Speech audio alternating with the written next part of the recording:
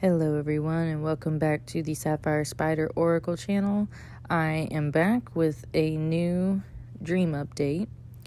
This dream does feel a little more personal for me, helped me recognize more of my own mission and, in that sense, my own power, and kind of it's hard to explain. It was like a breakdown of the 3 tiers of energy, and therefore like the 3 tiers of, I guess, my mission in a way.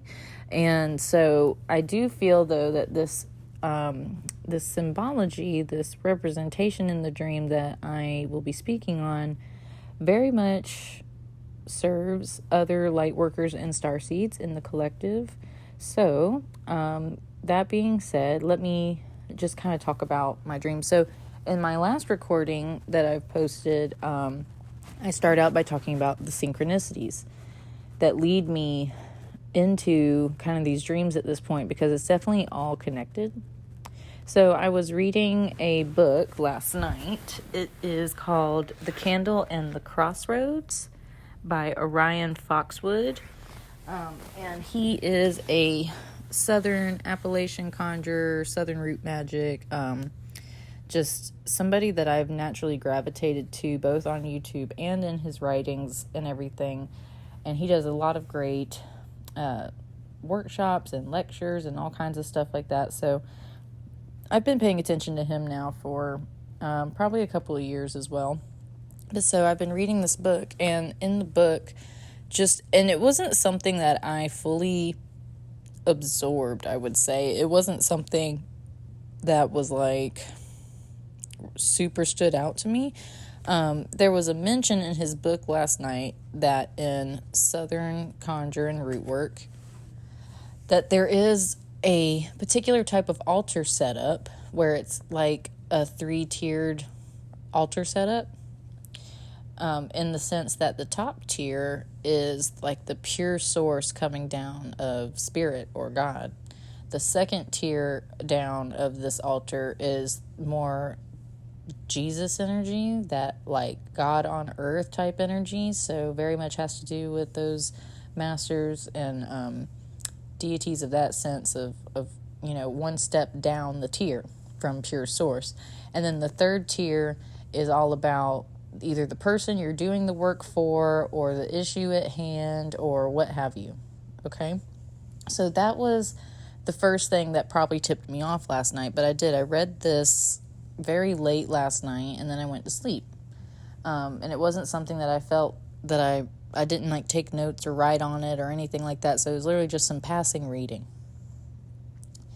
And then, so I had this dream this morning. There was a bunch of other stuff in the dream, and then I woke up pretty abruptly from, again, one final image and one final understanding of what this image really represented. That is a pattern that I'm seeing very much in my dreams right now, is that the most important information is at the very, very end.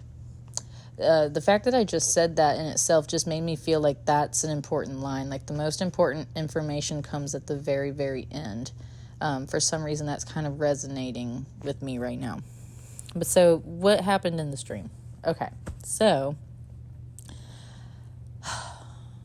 basically it's like a vertical image. That's the best way I can describe it for you. So there's like a vertical image, and it was almost like I was up close to the vertical image, almost like a painting or like being super close up on your TV, right? So you yourself have to move your head to look up through the levels of this image.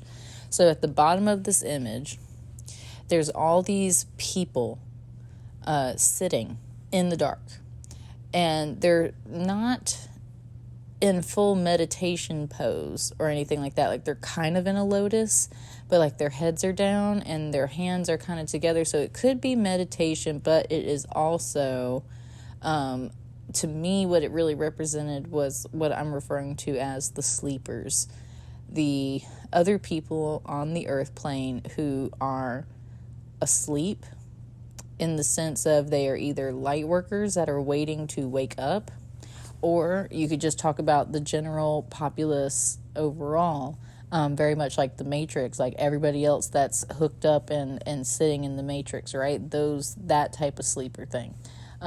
Because I personally believe that everyone has the potential of being a light worker in that regard.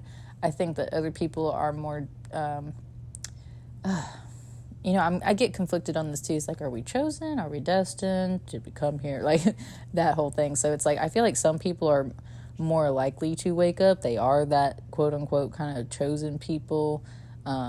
They just wake up a little earlier than others, or rather it comes in waves, right? There's waves of us that wake up at certain times. But then I do believe that everyone has the potential in that sense of waking up, just like they do in the Matrix. It's like everybody can technically wake up. It's, can you free the mind, right? So until you free the mind, you're a sleeper. Once you've freed the mind, now you're out of the Matrix. Now you've become like Neo and Trinity and Morpheus and everybody else. So that's what this first layer of the image was. And it was dark. There was a faint enough light that I could tell that it was all these people sitting. And they were very organized. It was literally like a grid, like rows, very mathematical and kind of machine-based in that way, grid-like. All these people sitting in the dark with their heads down, nothing but silhouettes, just darkness, and these people sleeping. Above that, all of a sudden, it was like I tilted my chin up and looked up in the image. So now I'm at the middle ground of the image, and above all of these people, if you have ever watched the Nickelodeon series Avatar: The Last Airbender, then you know exactly what I'm talking about. A face of one of the avatars appeared in the sky, and it was huge. It was huge. Like, the middle ground was nothing but the head of this avatar, and it was Kyoshi, the female avatar, which I'm obviously a woman, so I can dig that. It was the female avatar, Kyoshi. And what I loved about this avatar in the show is she is like one of the few avatars that has actually killed somebody. And then you actually find out through the show that it wasn't technically that she killed anybody. She just made the ground give out beneath his feet, which therefore plummeted him to his death, and that's how he died. And it was something where, like, she fought him for quite a while and tried to disperse the situation, de-escalate the situation, and it wouldn't happen. And at the very end, she basically causes something to shake the earth, and the little bitty cliff that he's standing on happens to crack and give way beneath his feet, and he tumbles down. So she's kind of labeled as a murderer.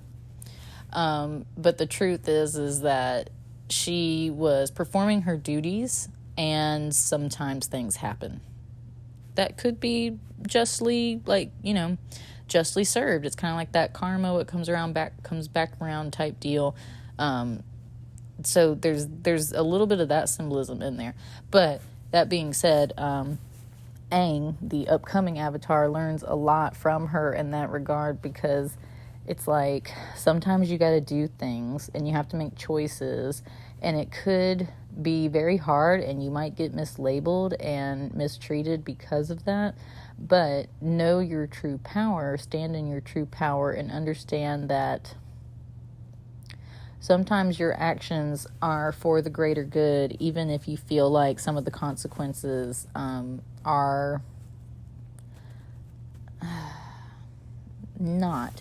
It's a big conversation about just understanding that as long as you're not purposefully causing harm, then you're good. But at the same time, knowing that your actions, your choices, your pure intentions of like protection and defense, self-defense especially, and doing what's right in the world, it can technically kill off some people, kill off some energies, or at least temporarily remove them from your space. And to some people, that's you being bad, but that wasn't you being bad. That was you doing your duties type of deal.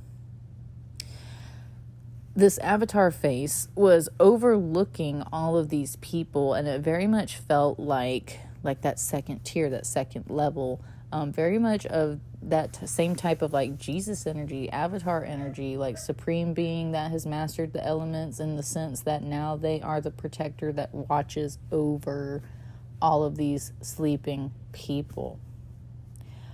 It was beautiful. It was a beautiful symbolism all wrapped up into this very quick flash of just knowing that like the avatar is the one that overlooks and protects all of these sleeping people. And then above that, right above that, it was like, so then I tilt my head back, I guess you would say, to view the very top of the image. Above the avatar's head, all of a sudden what appeared, it's like seeing the aurora borealis, but it was more of a red-orange energy, but very much the same type of idea with the lines and how the energy kind of swirls and flickers and moves, but there was very distinctly these lines in the pattern, but it was overall pretty much like a red and orange aurora borealis in the sky above that. Kind of resembled tree roots, kind of resembled veins, resembled that aurora borealis, just pure spirit energy. And that's exactly what I interpreted that part as, was like, that's the source, that's the channel, that's the pure energy of source above the avatar.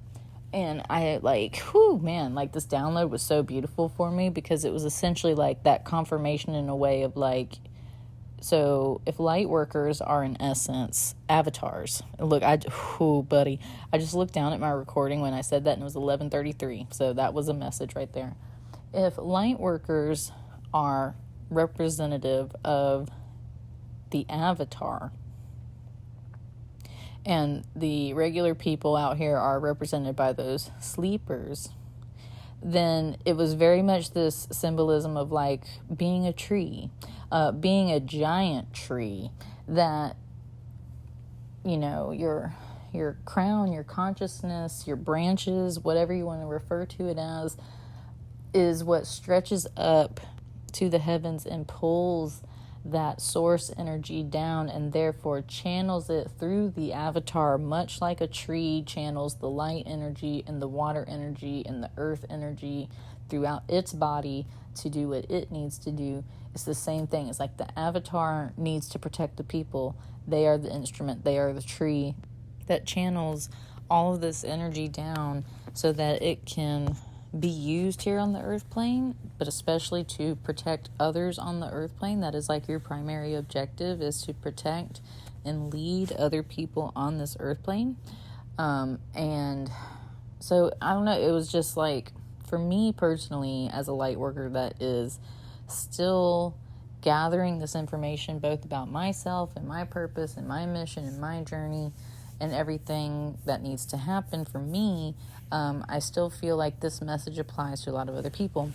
It's really interesting. There was a dream connection I had with someone else not too long ago that was kind of like this person standing in the clouds or like far above a city and seeing things that were going to happen, and having the control to like move forces or shoot lasers out of their hands and protect people and do things like that. And then I had a dream a long time ago too. I say a long time ago, months ago, of where I was like going through this obstacle course, and the first time I failed, and the second, then you just get rebooted back through the system like a time loop. And the second time, I was making it through this obstacle course, and the last thing you have to do is like jump off of this platform and fly through the air and shoot lasers down on these people, or you can run on the ground and be shot at by lasers. So it's like you can be in either one of these positions, and if you make it to the end of this obstacle course, you were supposed to receive quote unquote like God status. That was what was in my dream, or at least the concept, the idea. And it in a way feels very much like it's kind of related to this same concept of like being the avatar that overlooks and oversees all of the other business going down here on the earth plane. And and channeling the energies from above. So it's like literally being in the middle, being the mediator, being the secondary source, being that channel. And of course, I am a Reiki healer, so it's like I've always known this. But it's one of those things of like a realization, like until you have a dream or a vision or a connection that really comes through and speaks for you, you don't fully feel it and understand it in that way. And this, again, just like my last dream sequence that I reported on, was just very quick. It was like that final image, that final impression of this whole entire cosmology all put together. It's just coming to me in these, that's how I just know that it's spirit, because these downloads, these images, these very long, okay, see, it's happening right now. This is exactly what I'm saying. All of this information that I am speaking in this recording is stuff that I get to understand within like 0.5 seconds of my dream.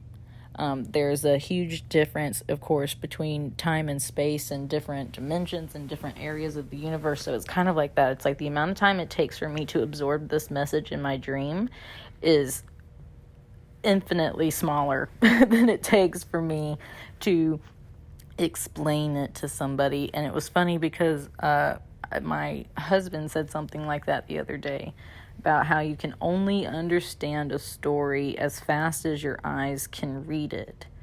But if it's presented to you in a different medium, in a different way, then you might be able to understand it faster. And so I loved that. That was a beautiful analogy about how, like, you might not understand all of the events that are unfolding because you can only read the story at this pace, which is Earth time, and things are moving much faster in the astral realm. So it's literally like a trickle down effect. And that's why doing like divination sometimes, I feel like I'm never wrong with my divination, with my tarot cards and things like that, but I feel like sometimes there's a huge time gap between what I'm reading for and the final result, right? And that's where it's like, that can get really frustrating. So it's like, how do we work with things more immediately?